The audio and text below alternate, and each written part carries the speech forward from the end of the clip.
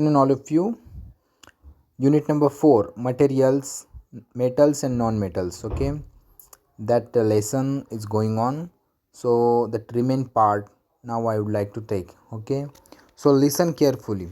Already up to 5th questions yesterday we have discussed. So today from 6th question, okay, I will just teach you, I will just explain you. Okay, so let me tell you. Give the reasons for the following. Aluminium foils are used to wrap food items. Then second one is immersion rods for heating liquids are made up of metallic substances. Copper cannot displace zinc from its salt solution. Sodium and potassium are stored in kerosene. Okay, so first answer. Aluminium foils are used to wrap food items because aluminium is highly malleable. वो highly malleable means वो किधर भी मोड़ सकता है, इस वजह से उसको रैप करने में हम यूज़ करते हैं. It can be beaten into thin sheets, और ये थिन शीट के अंदर ये भी क्या हो सकता है, बन सकता है. Moreover it does not react with food, और वो फूड के साथ रिएक्ट भी नहीं करता. इस वजह से अभी भी हम देखते हैं कि फूड रैप करने के लिए सबसे ज़्यादा एल्यूमिनियम फॉइल का यूज होता है.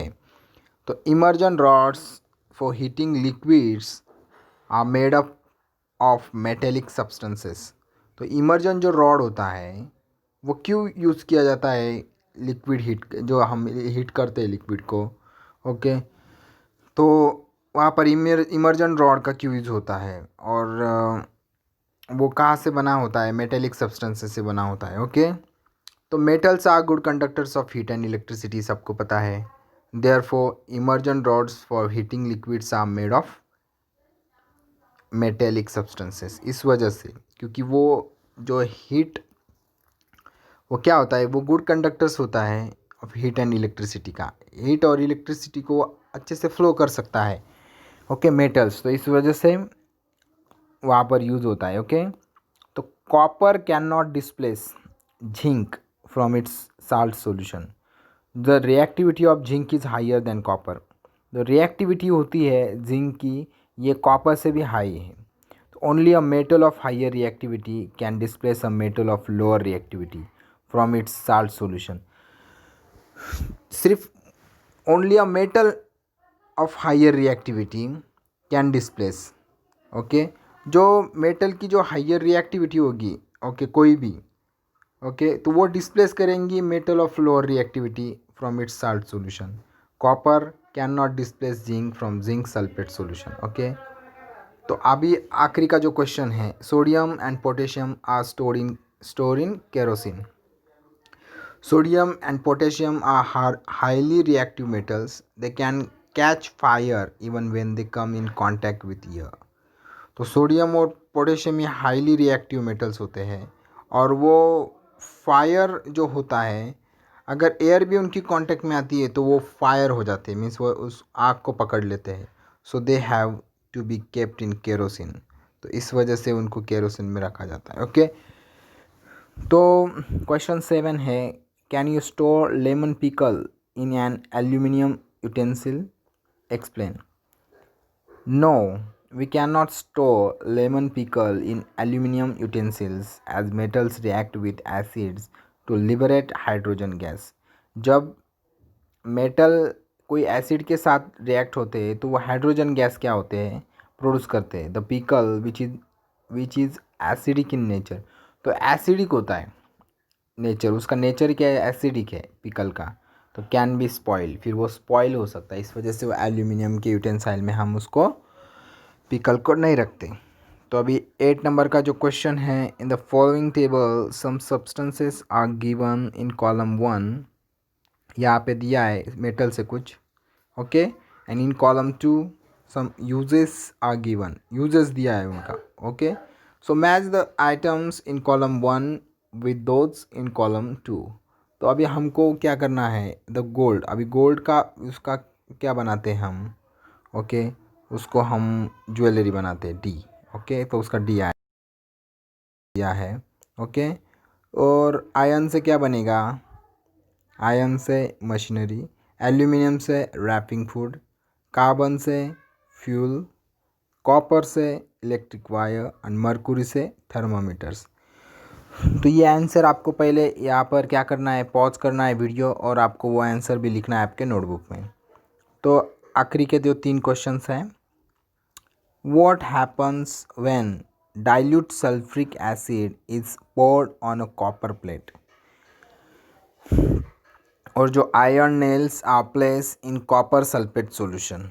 ओके, तो ये जो कंसेप्ट है 9 नंबर का क्वेश्चन, ये जब आप यहाँ पर आओगे स्कूल में, तो मैं जो बेसिक जो रिएक्शन होती है केमिस्ट्री की, जो आइटम्स, जो मॉलिक्यूल्स, ओके, जो अभी 9th स्टैंडर्ड में भी है, तो ये जो रिएक्शन बनने वाली है, जो केमिकल रिएक्शन होती है, तो यहाँ पर Cu, उसका जो क्या नाम है, उसका शॉर्टकट नाम होता है, साइंटिफिक नेम होता है कॉपर का Cu, sulphuric acid H2SO4, means वहाँ से वो बन रहा है, देखो वो उसका कॉम्बिनेशन हुआ है वो उतने सारे इसका। ओके, यहाँ पर CuSO4।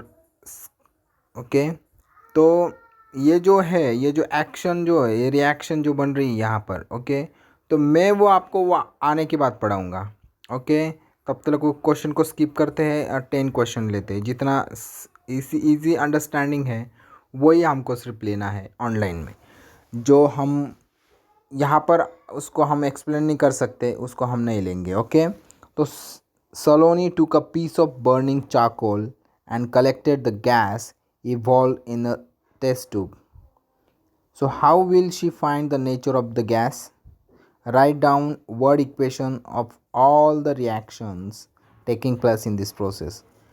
देखो कैसी रिएक्शन होने वाली है ये आपको देखनी है यहाँ पर। सबसे पहले तो देखो, how will she find the nature of the gas, वो गैस का नेचर कैसे फाइंड करेगी। Add some water in the test tube in which gas is collected. अभी उसने गैस जो चारकोल का बनाया हुआ है, ओके, तो वो उसको क्या करेगी, उसके अंदर थोड़ा वाटर डालेगी। Cover the test tube, shake it well. अब कवर करना है उसको, मीन्स उसको कवर कर देना है, उसको कुछ बैठाना है वो टेस्ट ट्यूब को और उसको शेक करना है अच्छे से। Test the solution with blue litmus and red litmus. अभी वो सोल्यूशन को क्या करना है, ब्लू लिटमस से और रेड लिटमस से आपको उसको टेस्ट करना है। Blue litmus turns red, blue अगर रेड बन गया दस the nature of gas is acidic. तो अगर ब्लू वाला जो है लिटमस पेपर वो अगर सपोज रेड बन गया तो नेचर ऑफ गैस क्या है, एसिडिक है। इस तरह से हम फाइंड करेंगे। How will she find the nature of the gas. Okay, so अभी उसके जो एक्शन है, okay, right down word equation of all the reactions taking place in this process. अब देखो चारकोल उसके अंदर है, ऑक्सीजन भी है, फिर वो क्या बनेगा, कार्बन डाइऑक्साइड बनेगा। Okay, CO2, charcoal plus O2 से कार्बन डाइऑक्साइड बनेगा। तो अभी लास्ट क्वेश्चन है, one day Rita went to a jeweller shop with her mother. Her mother gave old gold jewelry to the goldsmith to polish. Next day, when they brought the jewelry back, they found that there was a slight loss in its weight. Can you suggest a reason for the loss in the weight? Okay, तो अभी उसका answer देखो। To polish a gold ornament, it is a dip in an acid called aqua regia. Okay, the outer layer of gold dissolves in the acid and the inner shiny layer is visible. Because of loss of upper layer of jewelry, its weight is reduced. तो अगर हम उसको polish करना है तो ऊपर की जो शाइनिंग चले जाएगी, ऊपर का जो क्या उसकी जो हमको लस्ट्रस नहीं मिल रहा था वो मेटल जो भी है, तो उसको शाइनी लाना है तो उसको जो एसिड के साथ जो रिएक्शन होगी तो उस वजह से क्या हो जाएगा, वो डिज़ोल्व हो जाएगी एसिड के साथ में। अगर उसकी आउटर लेयर और उसकी इनर जो लेयर होती है वो शाइनी लेयर वो विजिबल वो दिखने लगेगी, तो इस वजह से क्या हो जाएगा, जो upper layer of jewellery its weight is reduce, और लॉस ऑफ अपर लेयर की वजह से क्या हो जाएगा, अपर लेयर की वजह से क्या हो जाएगा, उसका वेट रिड्यूस हो जाएगा। ओके, तो ये जो क्वेश्चन आंसर है आपको पॉज करना है वीडियो बार बार और आपको क्वेश्चन आंसर लिखना है। मैं ऑलरेडी इसके स्क्रीनशॉट भेज रहा हूँ आपको, इसके ऊपर ही ये कंप्लीट करना है। अगला मैं लेसन स्टार्ट करने जा रहा हूँ, 5th lesson. Okay, coal and petroleum, तो उसके लिए आप रेडी रहो। Okay, thank you all of you.